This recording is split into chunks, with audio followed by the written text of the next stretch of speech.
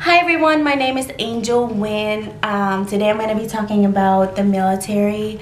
It's going to be a little bit more about or for the females mostly because I'm a female in the military. So for males, it's gonna be similar, quite similar of course, but us females worry about periods, hair, makeup, stuff like that, which for guys, you guys only worry about the tattoo requirement and stuff like that. So I'm gonna be talking about the process of joining the military, basic training, what you need to worry about, what you need to know, blah blah blah blah blah. From what I remember, I went to basic training in 2013, so and it's 2017 now, so it's kind of blurry, but I wrote down what I'm wanting to mention in this video, so I don't leave out anything. And I ramble a lot, so if this video is long, please forgive me. It's just me. So first I'm going to talk about my military background. I joined the military in 2013, March 12. I joined the Army. I stayed in the Army. My contract is a 6-year contract with 2 years reserve or inactive training. I don't know what it's called, but it's 6 years. Basically, you're active for 6 years. Not active, but you're in the military for 6 years. You know what I mean? So the first 3 years I was in the Army, I was a unit supply specialist, 92 Yankee. I went to basic training in Fort Jackson, and I went to AIT in Virginia, Fort Lee, Virginia. And after 3 years, on August 2016, I swore in to transfer into the Air Force National Guard, and previously I was in the Army National Guard. Now I am in the Air National Guard. As of now, I am in the Air Force National Guard. Okay, so anyway, that's a different story. Transferring branches is a whole different video, but I'm just gonna be talking about the Army because I went to basic training with the Army. I went to AIT with the Army, so I went to MEPS with the Army, so everything is gonna be pretty much for the Army, you know what I mean? Okay, so that's my military background. I am currently in the Air Force, if you guys are wondering, just to get that clear.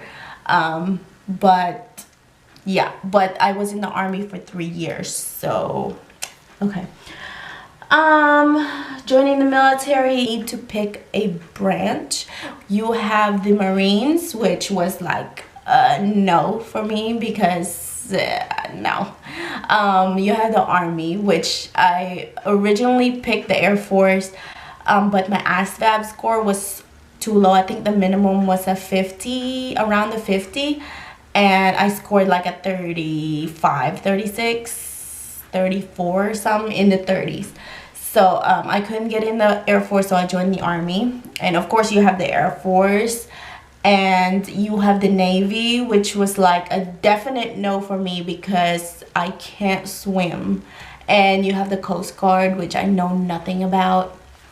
So yeah, one of the tips is for me to you guys is to make a high score in your ASVAB so you can have more variety.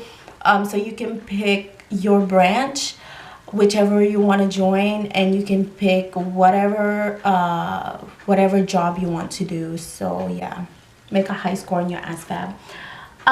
Yes, you have active, reserves, and National Guard.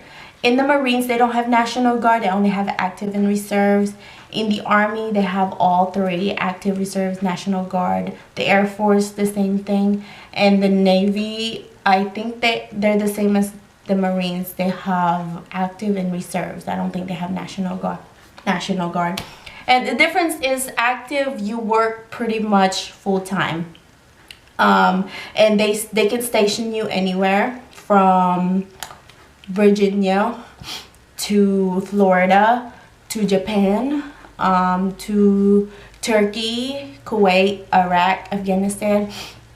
Yeah, so whenever you're active, they can take you anywhere. Excuse me. Reserves, I don't know anything about reserves. National Guard, you might want to look it up if you're wanting to go through reserves, but I'm sorry, I just don't have much information about reserves. But National Guard, which is what I am in, I was in the Army, and I am in now, which we only meet one weekend out of the month, and we go to annual training for 2 weeks out of the summer. So yeah. Let's see. If I haven't mentioned it, I actually wrote down some bullet points so I don't miss anything. Okay, one of my other tip is to become physically active. Do a lot of cardio, because they're gonna make you do a lot of cardio in basic training. Also push-ups and sit-ups and or pull-ups. I think the Marines, they do pull-ups, but for the Army we do push-ups. I did push-ups, sit-ups, and a 2-mile run.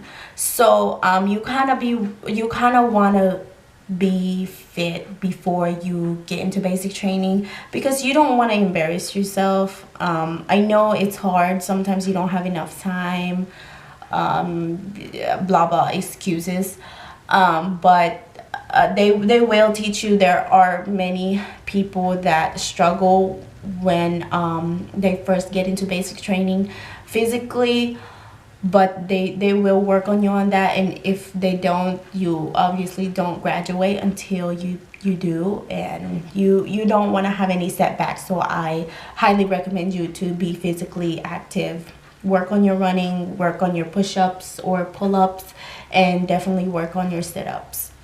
If you need to lose weight, you can't even get in the military if you're overweight, and they tape you also. So yeah.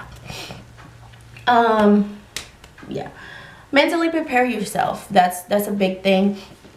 The military, everybody and anybody is going to tell you what to do. So if you don't like that, you're not going to enjoy the military. And it's not something enjoyable either. You're not going to have a good time in the military. It's not necessarily an ideal job.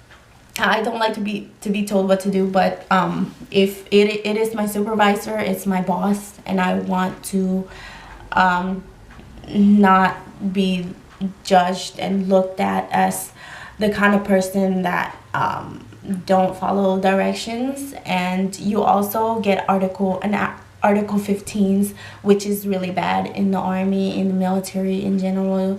Article 15s are a big no, and you should try to avoid trying to get that. And that is if you don't follow directions, follow orders from your sergeants or your chain of command. You have to prepare yourself to wake up early, and you're not gonna have any sleep. I promise you, you're gonna be sleep deprived, and you have to become accustomed to sleeping with 50 to 60 females, sometimes more, sometimes less. Drama, fights, nasty females.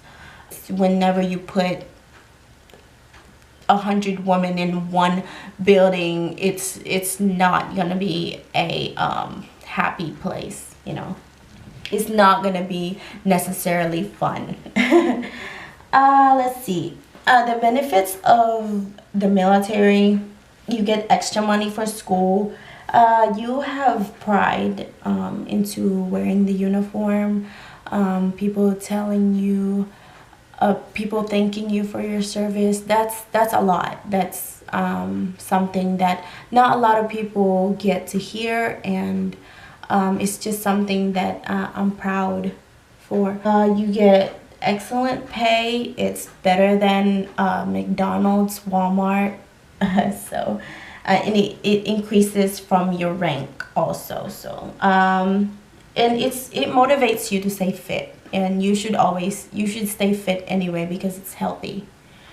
So yeah, that's all I have to say about before basic training stuff. And now for basic training, the Army is a 10-week training. The Air Force is an 8-week training. I went to Fort Jackson, and I was in Delta Company, if you guys are wondering. Okay, so before basic training, you should be able to do push-ups, pull-ups, sit-ups, run 2 mile. In the Air Force, it's 1.5 miles. And in the Army, you should know your soldier's creed, the general orders, and the leadership Army core values. Yeah. Okay, and then during basic training, you have week 0, which is reception, and it's like a no sleep week. Like literally you get there, like for me, I got there at like 11 o'clock at night, and I didn't go to sleep until like 2 o'clock in the morning, and I have to wake up at 4 o'clock in the morning. So I literally got 2 hours of sleep. So yeah, reception is gonna hit you. Reception week, the first week is like the worst week for me for that whole 10-week training. So the first week you're gonna get your uniform, your necessities like shampoo, soap, toothbrush, all that. You're gonna get your shots. You're gonna have like an orientation type of meeting. If you see me looking that way, it's because I'm looking at my battery, just to make sure that my camera doesn't die in the middle of me talking. You get your ID also, and you get another medical exam.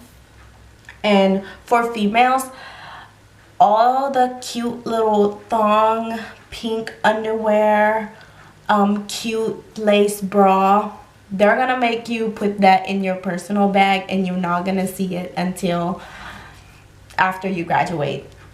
They're gonna make you buy tan, black or white sports bra, and that's all you're gonna wear the whole time, and granny panties, white, tan or black.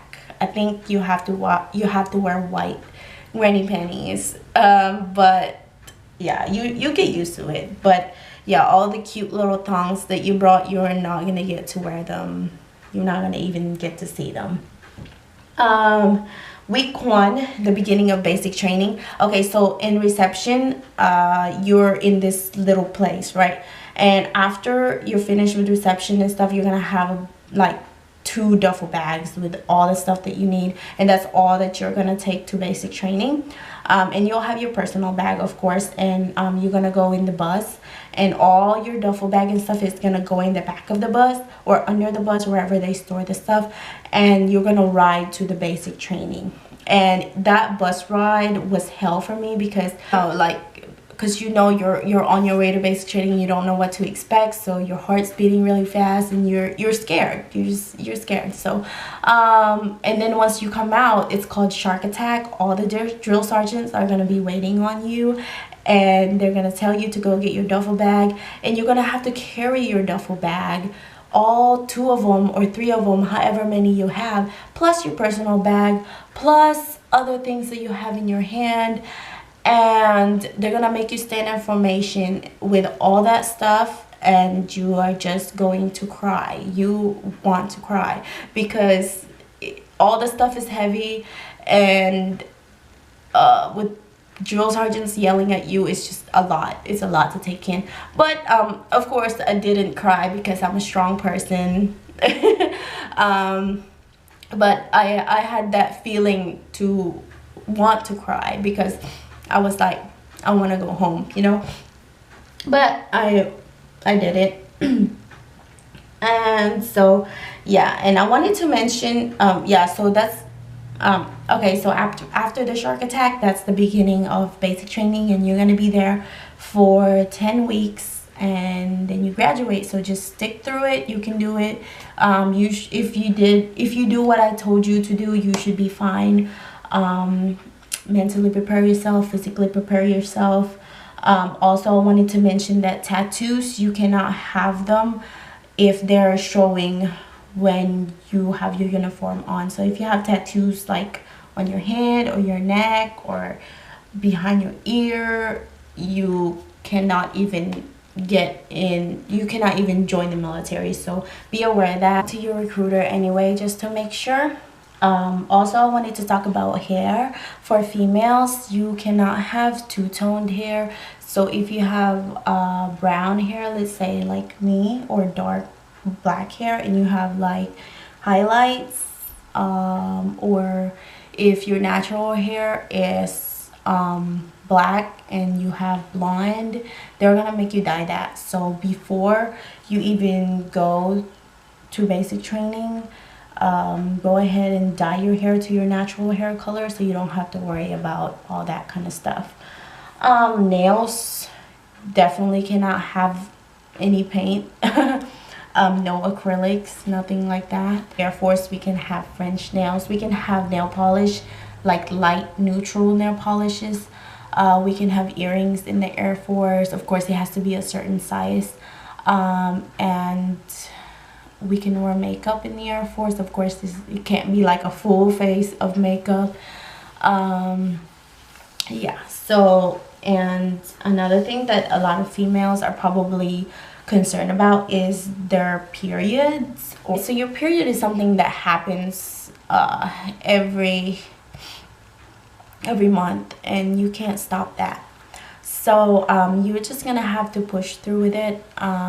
Wear tampons if you would like, wear pads if you would like. It's really up to you, but it didn't affect me in any way. Whenever I needed to change, I just went to the bathroom and changed. And your drill sergeants will be understanding more for females, because they do understand that you may need to go to the bathroom more than males. So your drill sergeants are going to understand whenever you go to a Beast Week, or I forgot what it's called in the Army because it's been such a long time, but whenever you go in the woods for like a week and you are not gonna see toilets, you're gonna see like porta potties, and you're not gonna be able to take a shower, you just need to clean yourself with baby wipes. You get a canteen, pour that on your body, or put it on a towel and wipe yourself, you know. So it's not hard, really. Makeup, of course, you can't wear makeup in basic training. Before I joined the military, I used to put on a full face of makeup. So whenever I joined, I didn't know how it was gonna work, because I'm used to wearing makeup, and I thought I looked hideous without makeup. But it doesn't matter, because everybody is not gonna look cute. So you're just gonna blend right in. I mean, like I said, it's not gonna matter once you get in. That's the least thing that you're gonna worry about. And your phone, it's different really with wherever you go, whichever basic training you go to. Sometimes they'll let you keep your phone and you get privileges, and sometimes they take your phone away and you won't see it until after you graduate. So in my case, I didn't see my phone until I graduated. So they took it up right whenever they saw me. And yeah, that's pretty much all that I have in mind that I wanted to tell you guys. If you have any question, please feel free to comment, because I may have left something out. So please subscribe and like this video. Share it to your friends if they have any questions about the military. All right, bye guys.